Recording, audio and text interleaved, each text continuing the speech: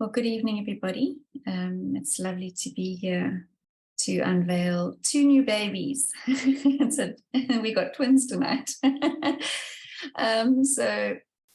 Shirley, why don't you jump in? I'm just going to try and sort out my view, and I feel really rusty with Zoom at the moment, so I've got to go and figure that out. And we're just going to briefly touch on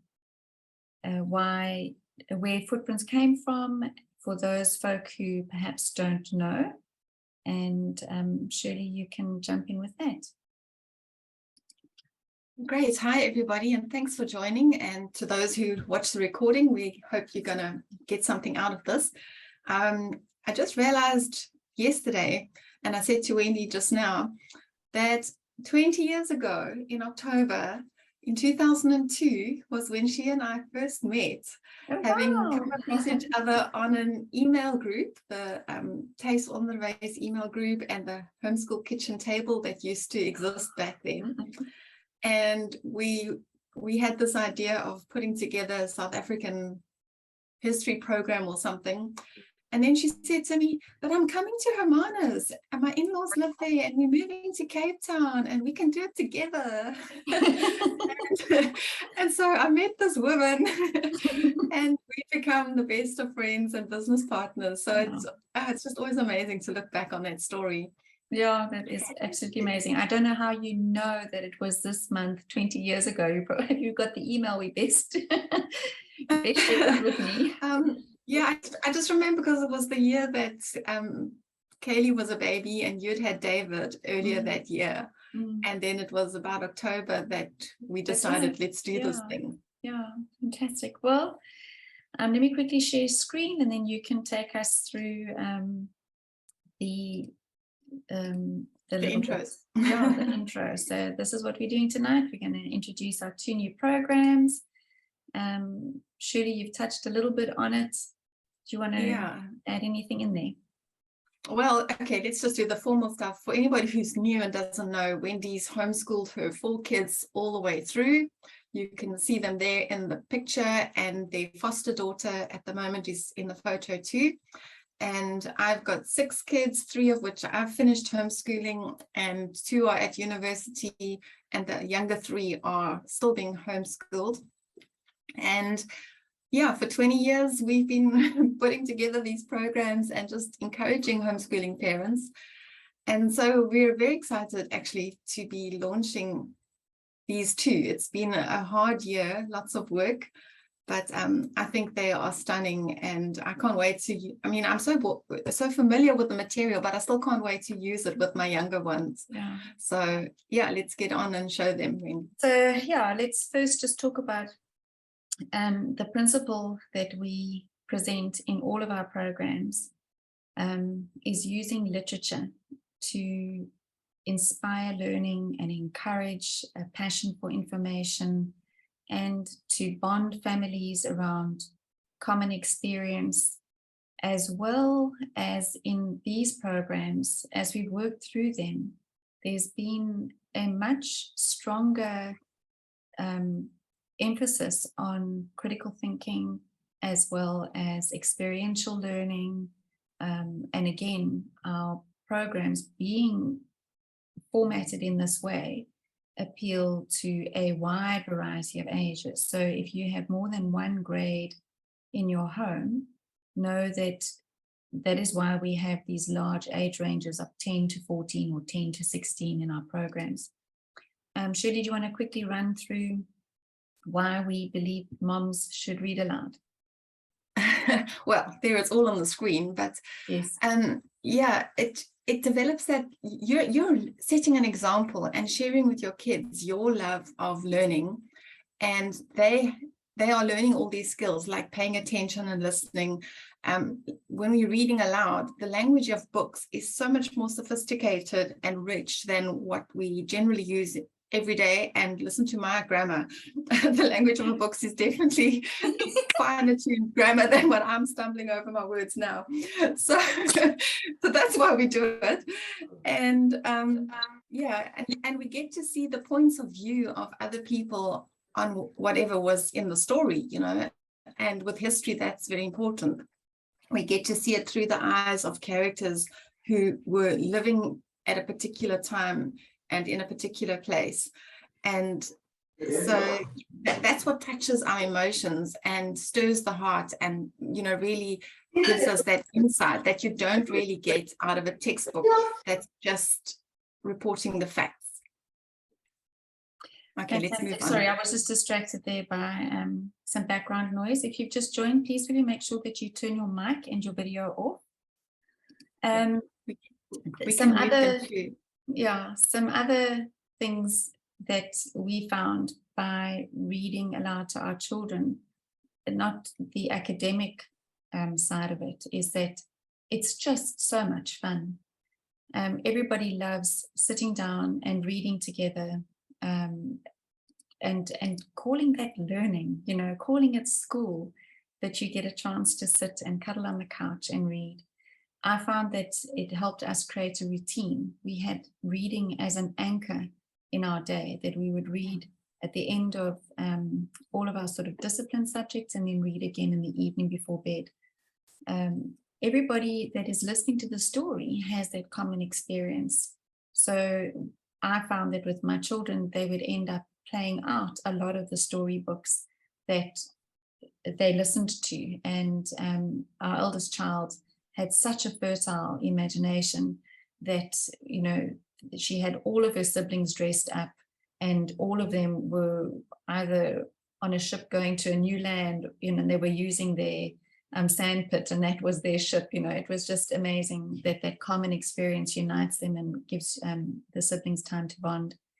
We'll talk about this a little bit more in a moment, but reading aloud facilitates discussion around difficult topics, and the other two are self-explanatory. In our guides, we have also, like I mentioned earlier, made sure that the natural things that we've done with our families have been incorporated, and we've given you not only hands-on activities, but also places, ideas to go and visit different places. And if it's not in your province, then we've given you other ideas so that your children can have that first-hand experience of seeing a Samango monkey, or going to any of the heritage sites, and mom can take out her camera and record it, and you've got those as family memories that once, when your children are big and grown like mine and moving on with their lives, you can look back and you can say, oh, that was really, really great. And it still stimulates more conversation with adult children. And then the last thing that I wanted to add in is that both of these programs, in fact, all of our programs, but we've really honed in on this, giving our children practical learning skills. Shirley, I don't know if you want to share now about the sheep project, just as an idea for folks. Oh, right. Okay. Well, one of the assignments was to do research and then to present it using a tool called Canva. And this is a tool that Wendy and I have only recently learned to use ourselves as adults. But I gave my son this assignment, and one of the assignments was to do research on the sheep that we were learning about when we were doing our Footprints Nature Quest program, and we were learning about the Karoo and farming there. And it was just amazing to see the beautiful kind of projects that children can do compared to the projects I remember doing at school, when I had to go and sit at the library because we weren't allowed to take the reference books home because other children needed to use them too. And we could either take notes or photocopy pictures. And, you know, he was able to present this presentation in full color. It looked like a slideshow, but it had all the information inserted. He can touch type, so it was all done. And, you know, that is a skill that adults use in marketing. And he was 11 at the time, but he's learned to use that tool and he's got that skill. So that's the kind of thing we want our kids to just become competent and confident to do. Yeah, 100%. Okay, so I'm going to quickly flip through. These are pictures that we've collected over the last little bit of families who have been experiencing our other programs and the adventures that they've been on. just to give you an idea of what our goal is. Read stories, do activities, go out, live life, and give your children amazing experiences. All right, so we're now going to go into what the sort of more in-depth look at each of the programs. So the first one we're going to look at is Voetspore. Shirley, would you like to start sharing about that? And let me know when you want me to switch over to the guide. I think you need to unmute. Okay, so Voetspore die Laaste Eeu is the sequel to our first Voetspore program. So it picks up where that one leaves off late in the 1800s, the 19th century, around the time that gold and diamonds was discovered in South Africa, and which led to the Vryheidsoorlog, the Anglo-Boer Wars. And then we go through the Depression years, the World Wars, the apartheid era, to the democratic South Africa that we have today. And then, like in Voetspore 1, in this program, there is also a nature study section. And, you know, that goes through the rest of the biomes that we didn't cover in the first program, which is the bushveld, the desert and semi-desert, our natural forests, and then Nederzettingsaardrykskunde is so interesting. We travel through time and we look at settlement geography and what caused a couple of towns and cities to spring up in South Africa. And then the last chapter is on conservation, and we do a little quick overview of a couple of the national parks in South Africa. And we look at the problems that is facing conservation and some of the solutions. And I love the nature side of the program because we have these lovely little guides that take you around. Some of them are animals, like the little cute meerkats there, and some of them are people who are experts on. Okay, great.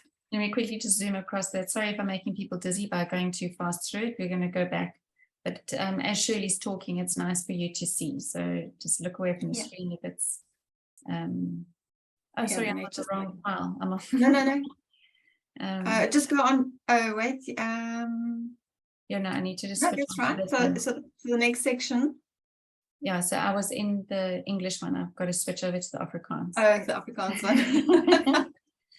They look so similar. Yeah, so Shirley's gone into the nature study, and parents are asking, are we going to translate Voetspore into a nature quest into Afrikaans? And the answer is we did. So it's in its complete format.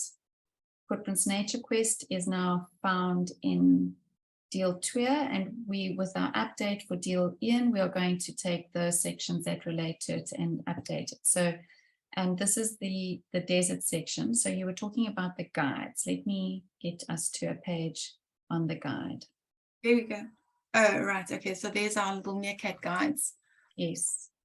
Yeah, so in this chapter, the cute little meerkats take us on an underground tour through the desert and the semi-desert, and we just pop up at different places, and then we see what's there that we can learn about. So we go to Kuruman and we learn about the spring there, and you know, we pop up and see sand dunes, and yeah, we also one of my favorite chapters was this, because we look at solar farming, and they end the night off on their sort of virtual trip, lying under the stars in the Kalahari and looking at the awesome, you know, spread ahead above them. I just want to quickly go down to it. We look at also communal living in the Kalahari. So here is our solar farm. And then we look at the different stars and features in the night sky that you can then go out and experience together. So that's the nature section, but we need to switch back to the history. So while I zoom back up so that I don't make everybody dizzy, we can talk about the history. Yeah, so in our history section, we're not only dealing with history, we've also brought in some music. So in each chapter, there is a South African song relating to that time in history, so that you can actually go and listen to some South African music and do music appreciation. And you're welcome to expand on that. You know, often once you're on YouTube or somewhere listening to a song, then there's another similar one and another similar one.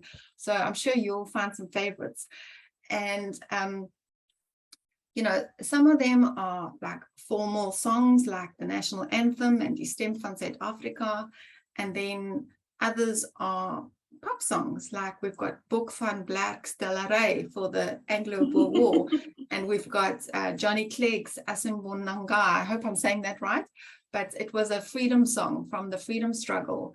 And we've even got the Jerusalema, that was that dance hit song of the COVID year 2020, because it made history.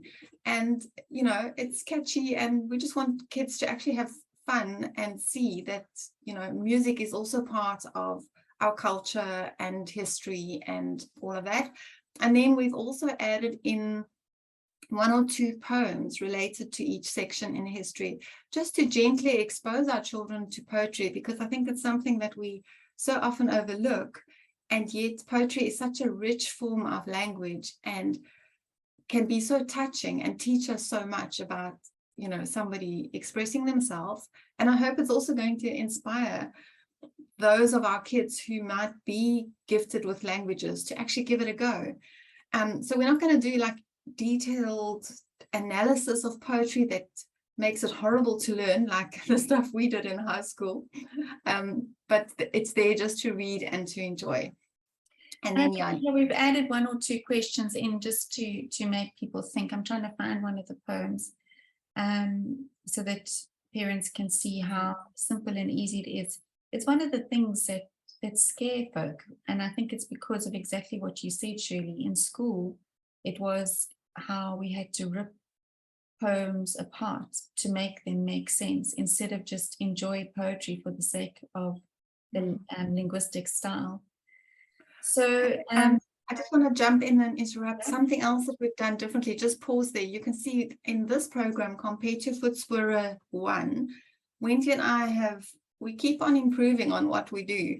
And we decided to scatter the little cues about which book to read into the parent guide, so you know which books you should be reading that relate to the different topics that you're learning about. And then in the pale green blocks, we've also scattered in some of the assignments right after the topic that they relate to. And you don't have to do all the assignments. We suggest, and we say it in the manual, that you just pick about 4 for each chapter. So we hope that that's going to make it a little bit more user-friendly, that you're not flicking to the back of the chapter to read the assignments and flicking to the front of the chapter to see which books to read that relate to the specific time frames that you're learning about. Yeah, so there's a poem as an example. Yeah, and then in the dark green. Yeah, coming up now. And then any other information blocks, you know, we've tried to make this as user-friendly as possible, so parents can know where the narrative is going. And if you want to look deeper at a topic, we've highlighted obviously the famous people in the time. We've tried to bring in world history as it impacts South Africa, and how South Africa was through the different wars on a world sort of stage. But this section is the second Anglo-Boer War, as you know, which covered the concentration camps and the Union of South Africa. Again, there's some assignments. And then to try and help moms with just a little checklist, so that you know what's being done and what still needs to be done. At the end of each chapter, you've got a control list where you can tick off the things that you've done, and you can add in your 8 stuffies if you've done any of them. And then we have flicked through the semi-desert. The guides, we think, the feedback that we've got from a lot of parents who've done Nature Quest is that the guides are really good for the children. We have an ex-poacher who takes them through the bushveld. We have the meerkats who take them through the desert. We have a troop of vervet ants, mango monkeys that take them through the forests. We have a marine biologist who takes them out into the ocean.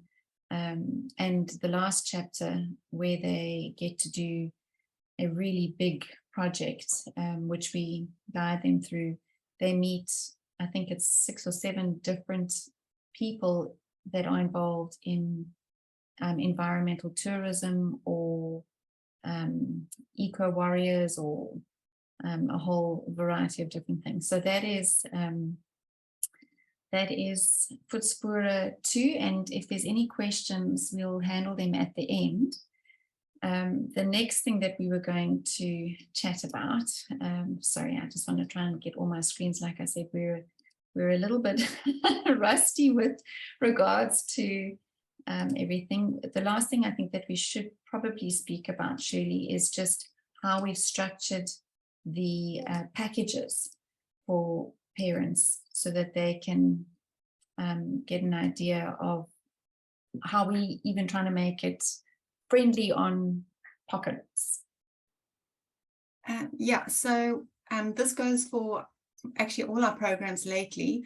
We've got the all-encompassing one. So in this case, we've called it the Sapphire package, where you'll get all the essential books and the additional books that we are able to supply as part of the package, so that you've got a lot to read. The Diamonds package is more the basic pack, where you're just going to get the essential readers and the parent guide and the map and everything that goes with it. You don't get those additional readers, which are the non-essentials, but they're just great to have because they're also about the same topics that you're learning about. And then the Amber package is, you're going to buy the Diamond package, but you're able to pay it in 2 payments, just to help make it a little bit more easy on the budget. So yeah, so Amber and Diamond are essentially the same. It's just the payment options differ. And then the Sapphire package, you get the bundle of additional books that go with the program. And this is the same in the English version as well, which we haven't discussed yet. Wendy, are we going to get to that stuff? I was going to say to you now, okay. We're going to share a few of the titles that we've used, and in particular, why those titles. We've got, as with our previous program, some that we've applied for printing permission, and but a lot of the books, because of the time period that we're writing about, are in print as well. We have a few books that are coming as imports, which we're really, really excited about. And because we hold firmly to the fact that a book needs to stir emotions and needs to have a living element to it, the majority of the books, even the international ones, are written about people who have experienced these different hardships. So a couple of them around the concentration camp have been written by children or grandchildren of people who were in the concentration camps. The one book is based on when their grandmother passed away. They found her diary of her entries of living in the concentration camp. Those are the ones that have come out. And then we've also got a few modern ones, because we've had over the years a rethink about using imperfect characters to teach our children about the real world. So surely I think that you're going to jump in with a couple of the books in Afrikaans. Unless Shirley's been dropped, she said that she does have a few problems with her internet at the time. So let me just grab some books and stop the share here.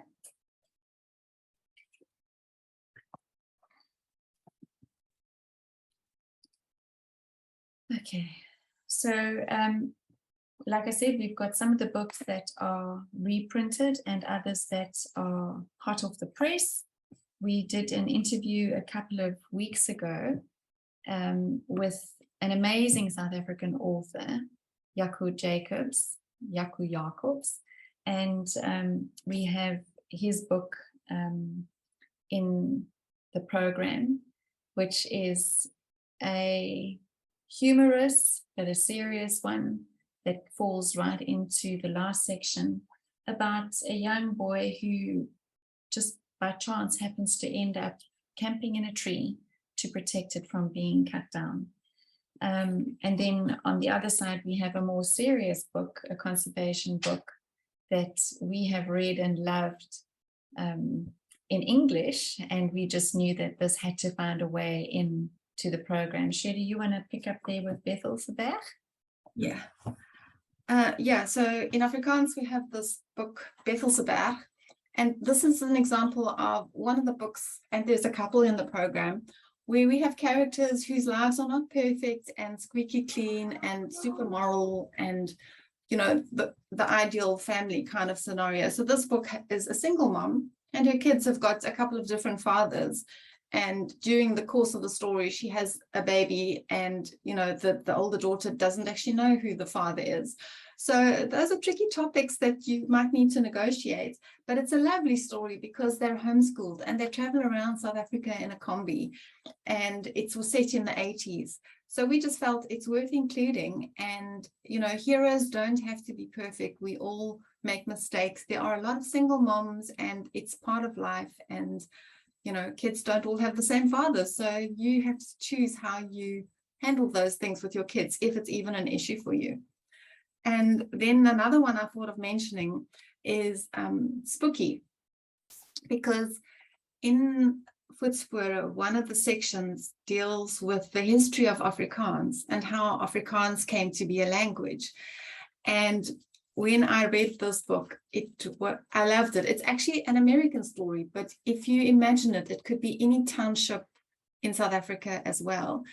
And what's really special about this Afrikaans, about this book, is that it has been translated from the English into Kaaps Afrikaans, and you can't read it silently. You actually have to read it aloud because it's spelt phonetically the way some people in our country speak.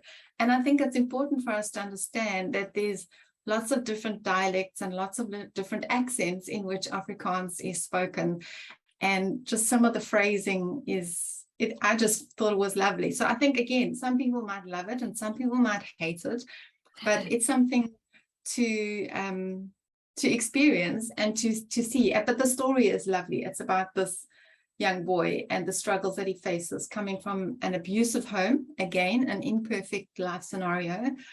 And he has a coach in his life who helps him to believe in himself, and yeah, he makes right. So it's a valuable story.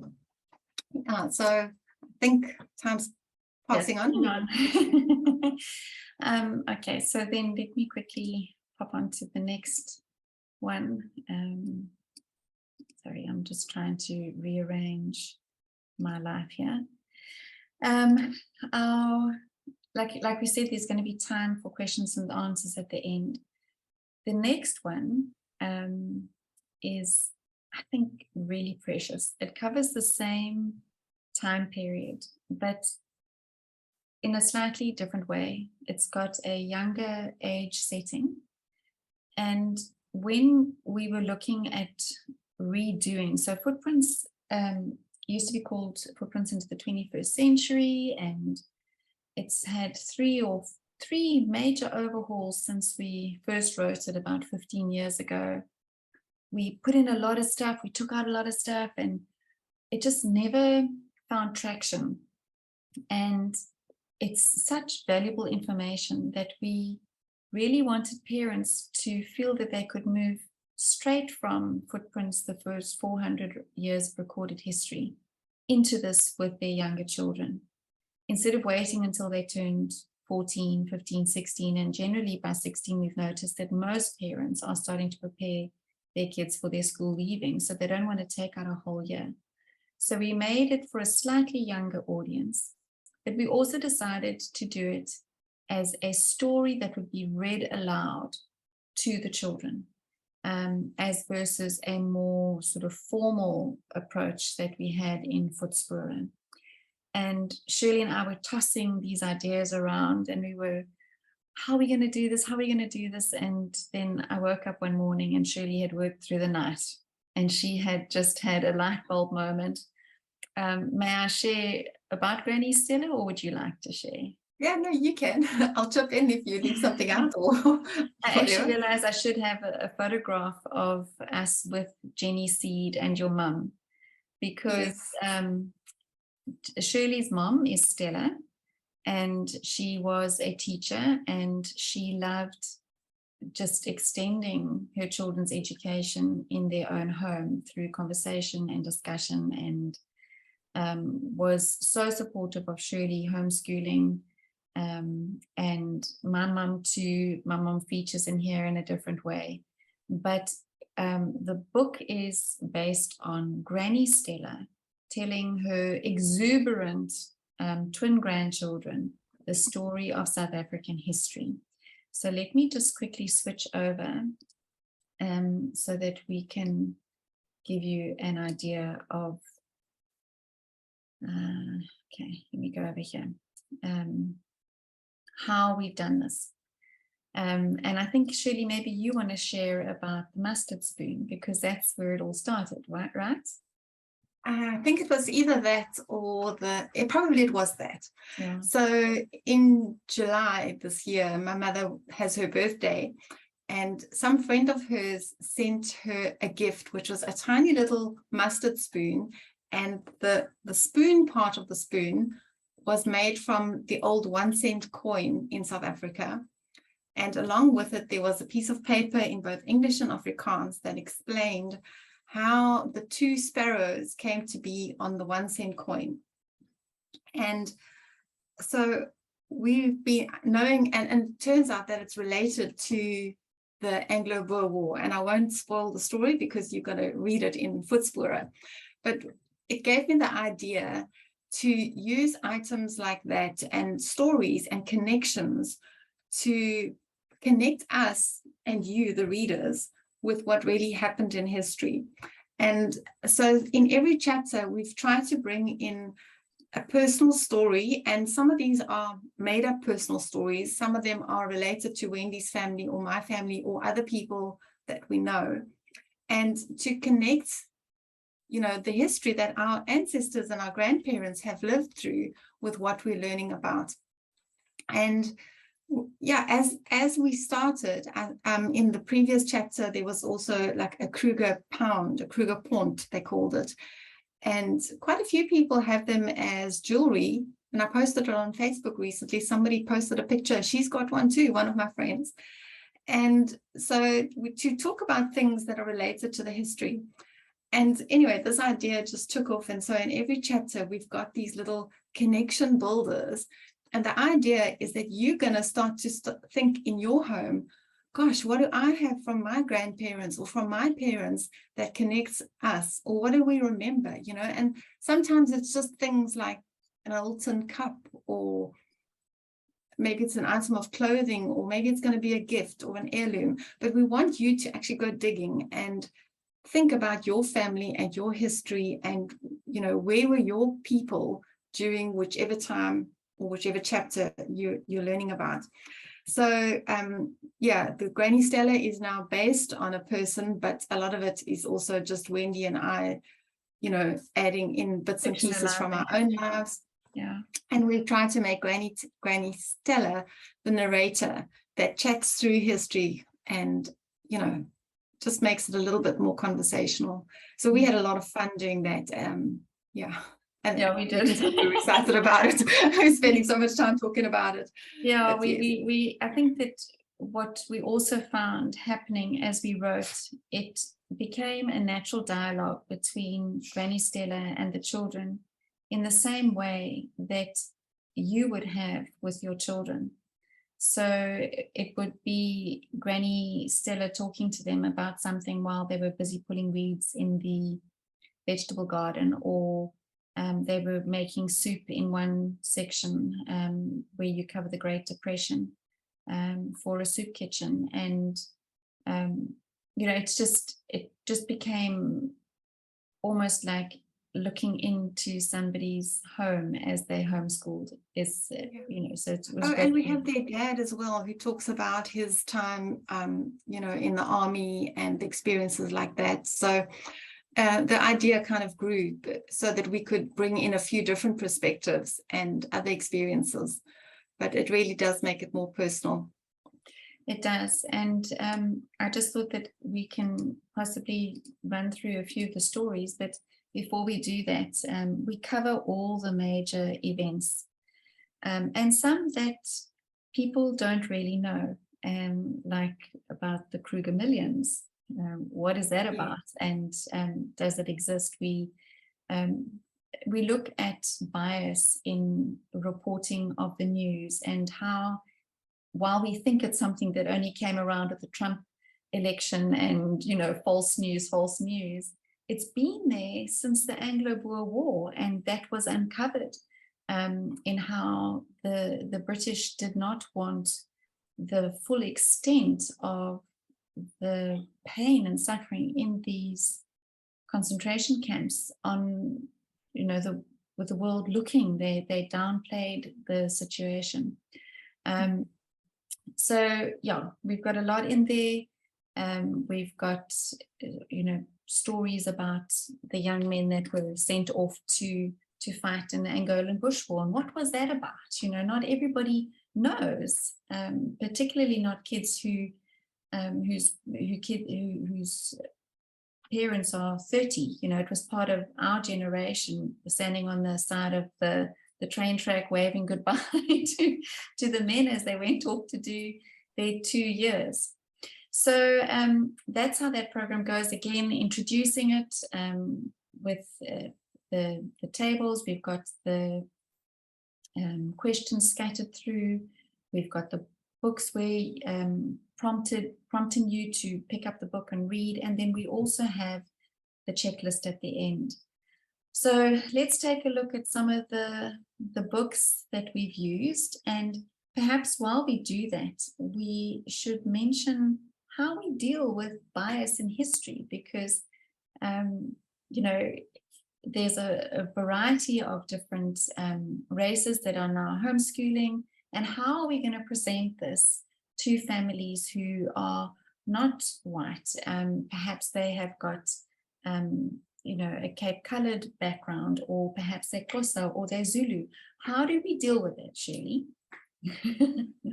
Well, anybody who's been on our site should know the answer, but the whole point is, when you're teaching history, I believe, is that we have to teach our children that there isn't only one narrative. And you can look at current events as well, just to teach them that lesson, and we do encourage that. And so with history, you know, there may be certain chapters where you think that our angle is a little bit biased, but the whole point is that you look at why is that not the whole truth? What other perspective is there? And we try to present books that show two different sides of an issue, or even more if they are available. But that is the point, that you have to teach your children to think critically about what is being presented and what's not being presented. So we found it very interesting that in English, there are dozens of books about the apartheid era, stories set in the apartheid era about children and families struggling, you know, on both sides of the color bar. And yet in Afrikaans, there aren't many at all. And it dawned on me actually only a few weeks ago that it's not perhaps that Afrikaners were pro-apartheid, maybe some were, but there was media restrictions and there was censorship. And there were probably very few Afrikaans publishing houses who would have accepted a book, you know, let's say about a Black family suffering under apartheid. They probably just would not have published a story like that. So authors would not even dream of writing a story like that. So why are there so few books in Afrikaans about apartheid? But if you want stories about the Anglo-Boer War, in Afrikaans, there are probably 24 we could have picked from. And in English, there's maybe 12. But obviously, you know, they might, you have to figure out the answer to these questions. I'm just coming up with my answers. And that's the whole point, to look at what is there, what isn't there, what did we present, what didn't we present. And, you know, you might see bias in us because of your own cultural background, and we might see bias in other people. So this is actually quite a difficult time in history, especially the apartheid era, I think, because it's recent and we've all been affected by what happened in some way, or our family has. And so we've been raised with some kind of mindset. And so it is challenging. And as we were rewriting and updating this program, I found that particular section of history so disturbing again, and really felt grieved by some of the terrible things that were done to people. So if it gets a bit heavy for you, take a break, go on nature outings for a week, you know, or skip a story if your family's not relating to it. You're allowed to change any program you use, including ours, to suit your family and to go at your pace. But yeah, I think that's how we deal with it, or don't deal with it. Yeah, and in a way, it's kind of like, well, here are the perspectives. Now go and discuss it in your own home. What I will say, that having Granny Stella as the main character leading the children, and because she is a woman of faith, and her faith is what grounds her in the ebb and flow of history and what has happened worldwide, and the pain and the suffering and that sort of thing. There is always a thread of hope that runs through the whole story. So while it is a dark period in not just South Africa, in the world at large, with both the world wars, you know, the bomb that was dropped, and it's just so much for people. There is this lovely thread that runs through the whole story, and it culminates at the end. And we're not going to do the spoiler, but we think that while there is a weight to the last 120 years, there is something else that is running right next to the story. So I'm going to share, I've got so many favorite books in this program, but I think I'm going to limit myself to 2 of them, just because they really crept into my heart. The first one is, we did an interview with this author as well on our YouTube channel.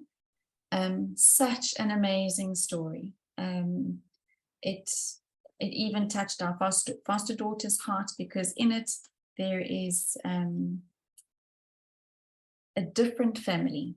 They don't look the same. There is a fostering.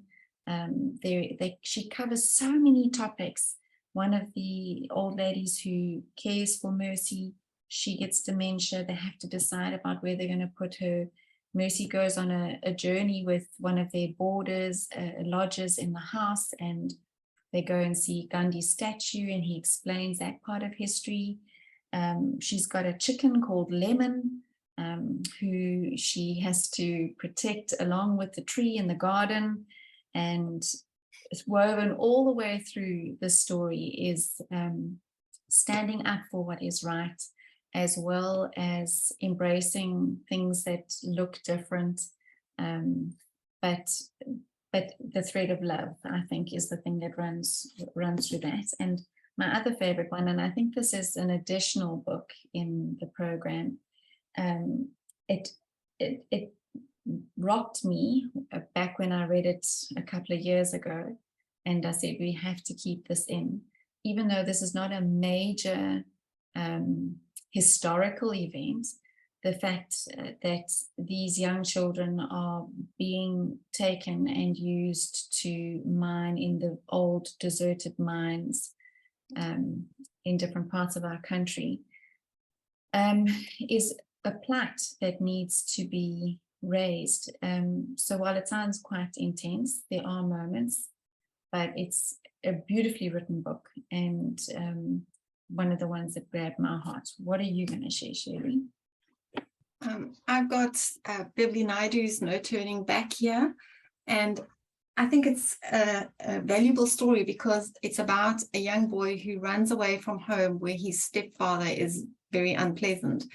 And it highlights the life of street children in Joburg and, you know, what they do to survive. And yeah, very just a different life experience than most of our children with their comfortable middle class lives would experience. And then an old favorite that I have lying here is Long Walk to Lavender Street. And this is about the forced removals in District 6. And yeah, it's just a lovely heart tugging story that just shows how families were torn apart by this ridiculous, you know, apartheid legislation back in the day. And we also have some biographies, which I won't go into now, but they're important, you know, people in history. And that's the thing we didn't mention, that the English version is history only, whereas Voetspore 2 in Afrikaans is history plus the nature study. So do you understand the difference? In English, we've got the Nature Quest as a separate nature study program, and that's why it's not included in Footprints, the last century. Yeah. So just to run through what you get, and this is the same in both Voetspore and Footprints, is that you get the parent guide, which we flick through the PDF there, the large wall map. You get art and music appreciation. You get poetry study. You need a Footprints through time book for each child. If you've done the younger Footprints program or Voetspore, you will just carry on using that. In the Afrikaans program, there's about 50. There are about 50 books if you buy the complete package, and in the English one, there are about 60 of them. And both of them have online course content. It's quite extensive. There's further reading, there's stuff for the kids to watch, there's recommendations of other books, whether you can get them from the library or purchase online. And movies. And movies, yes, recommendations of different movies. There's some great South African movies. Unfortunately, quite a few of them are adults because of violence or because of, you know, adultery and affairs and things that are shown in those movies. So you need to, we've marked them as PG where we could, but as an adult, you might enjoy watching those adult movies yourself, just for your own education, because this is moms getting the kind of education they wish they'd had at school. Yeah. But in our manual, we list the ones that are child friendly. Yeah. On the website, we've got the ones that are more adult, just for your information. And again, like Shirley said, in the Afrikaans section, we've got Sapphire, Diamond, and Amber. The prices, we're still busy negotiating some copyrights. There are a few authors who have passed on, and to try and track down the heirs has been a mission.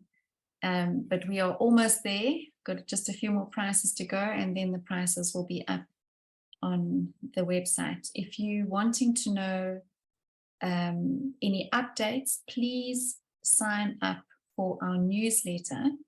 And if you don't know where to find that, pop us an email and we'll give you the link so that you can sign up. So that's the end of that. We're going to go into questions, but we thought that while we've got a captive audience, we'll let you know about something else exciting that's coming next year, which is English and Afrikaans, Charlotte Mason inspired program for 4 to 8-year-olds. And we're working with a team of young mums, and we are listening to them and saying, what are your needs? What do you want?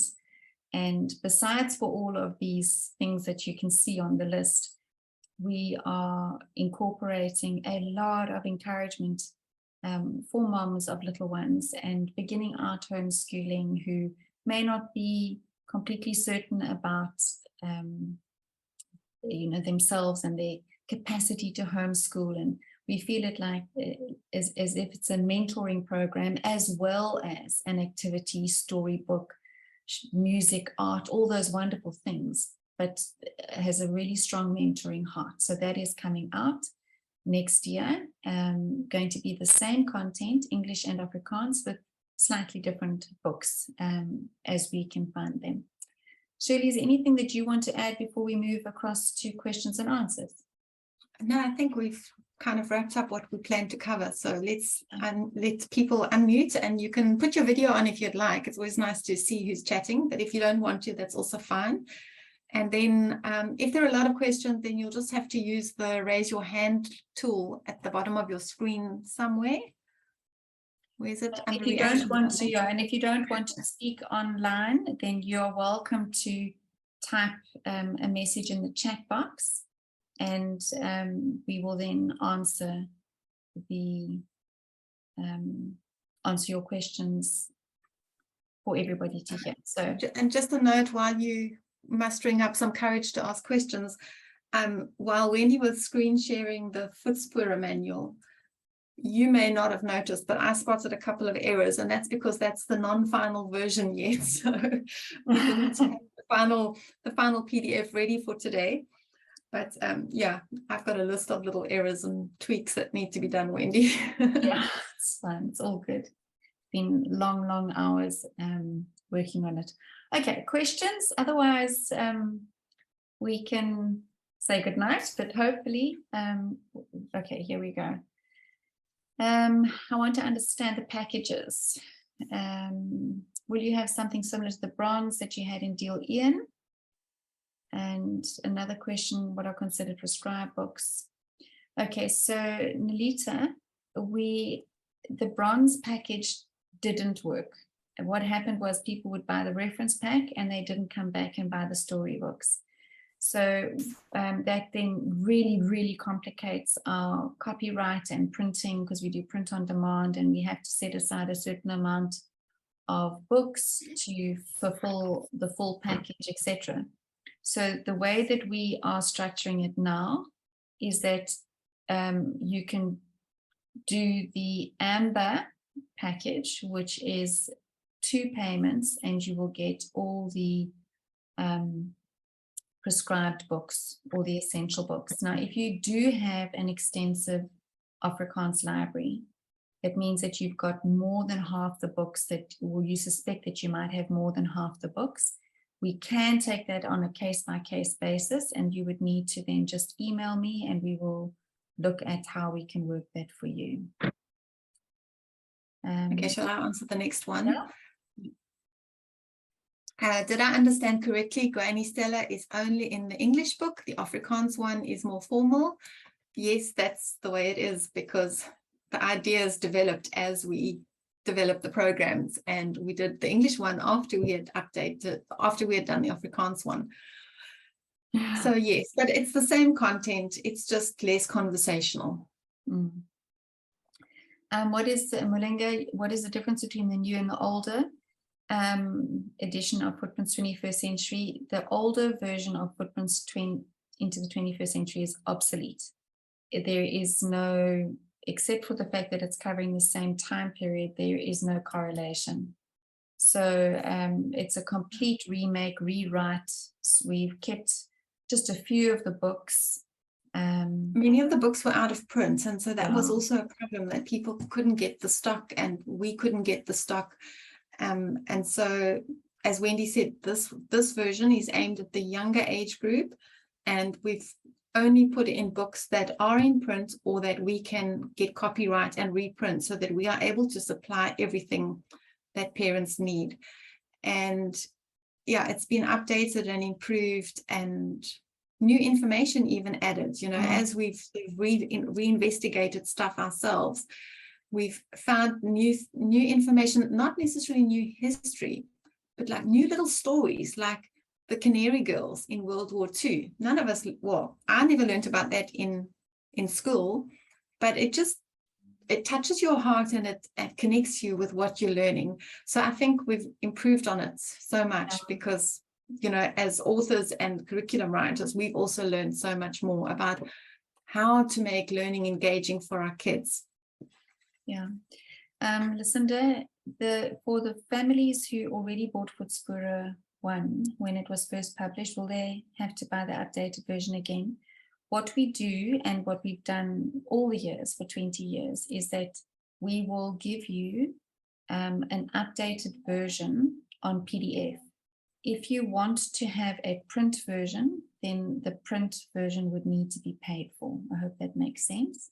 And on the English version, But we normally give a discounted price as well yes, on that. yes, yeah, it's not full. So we'd have to work that out still, Yeah. but And on the English version, we love reading English books as well. Are there any way we can buy the English readers separate to add? That is, again, a case-by-case basis. There's no hard and fast rule. It's just that we can't do the piecemeal buying, because that then throws out packages and package numbers. And, you know, we don't have an army of people. It's Shirley and I, which I think, and recently our daughter, but she hangs out in the sort of design space. So to have broken up packages with one book here and one book there, it really is complicated, but we will take it on a case-by-case basis, and you can just pop us an email. Do you want to do the next one, Shirley? Okay, sorry, I'm skipping through here. Does the Amber option extend to your other programs? Yeah, I think in our Voetspore and this program, there's Amber. And then in Voetspore 1, we've called it Bronze, which is now the 2 payment option for Voetspore 1.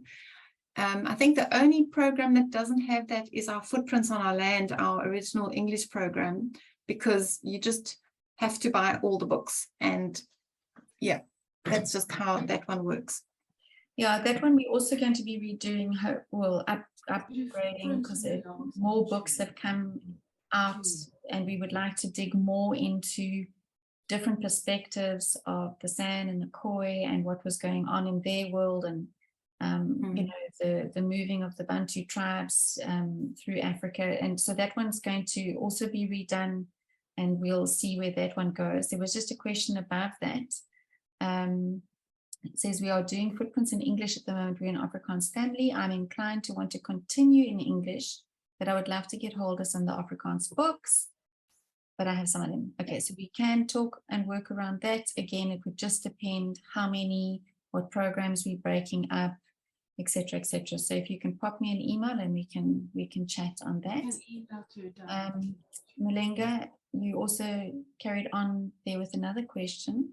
So if I finish Footprints, should I transition to a new edition, or is there something in the old edition particularly geared? No, the age range that you've got over here, I would say you can move straight into Footprints, the last century. You won't miss out on anything from that older edition, I don't think. Yeah, would you say the same thing? Yes, no, I would say definitely. You know, we sort of put an age limit on it, but there's no age limit. I'm reading some of these books with my 17-year-old son, and he's not in our age range. But a good book has got no age limit. That's why we adults get involved in the story, and we love it. So the age guide just is, you know, that's who we've targeted it at, and the assignments we think are suited for that sort of age level and their abilities. But there's no reason why you can't use it with older children as well. Yeah. Melita, no, we haven't given pricing. Sorry, she's just asked if we gave pricing. Like I mentioned earlier, when you were probably out the room, that we are waiting for to get hold of some of the heirs of authors who passed away, so that we can negotiate copyright fees. Yeah, and I think, you know, there's so many stories just in the fact that we are hunting down heirs of authors. And, you know, surely if you think about your Escape from Pretoria story that's in there, that, you know, finding out that one of her cousins, do you want to tell the story quickly to give people? Yeah, so it's actually one of my mother's cousins was a political prisoner during apartheid. He got arrested for disseminating flyers, and he's written a book about how he and 2 other political prisoners escaped from Pretoria Central Prison in the 1970s, and it was made into a movie with the Harry Potter guy. What's his name? Daniel whatever. He's the main actor. So yeah, amazing personal connection to some period in history, you know. And that was from all the research and digging around that we did for books. So you never know who's going to pop out in your family history. Correct. Okay, and then Mulenga's asked about how does Barefoot Days differ from Little Footprints? Little Footprints, everything is around that storybook. So you're drawing those lessons out of the story as you're reading it to your children, whereas Barefoot Days is focused on a Charlotte Mason education. And what does that mean for children under the age of 8?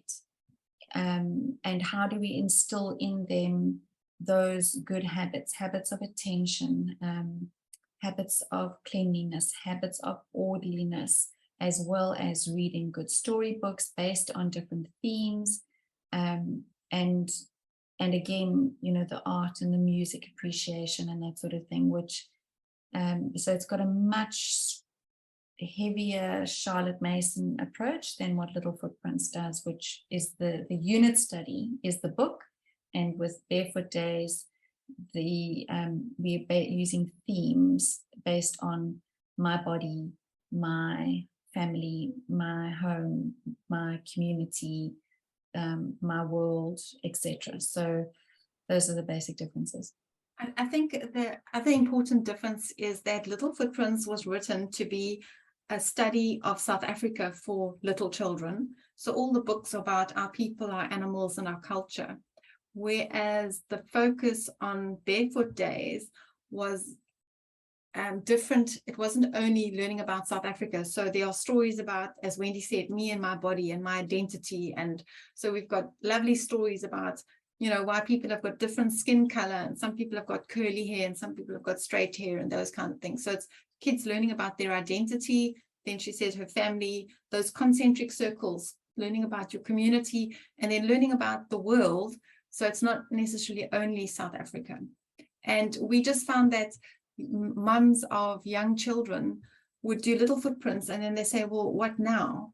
And so we feel that there's a gap in the market for another program aimed at that age group, and especially in Afrikaans. You know, we've had Afrikaans families using Little Footprints and doing it in Afrikaans, but they really need something. So we're excited that we're going to be bringing something like that to the table. Definitely. It's fine. Do you want to answer that? No, Melita, Voetspore isn't only for primary school.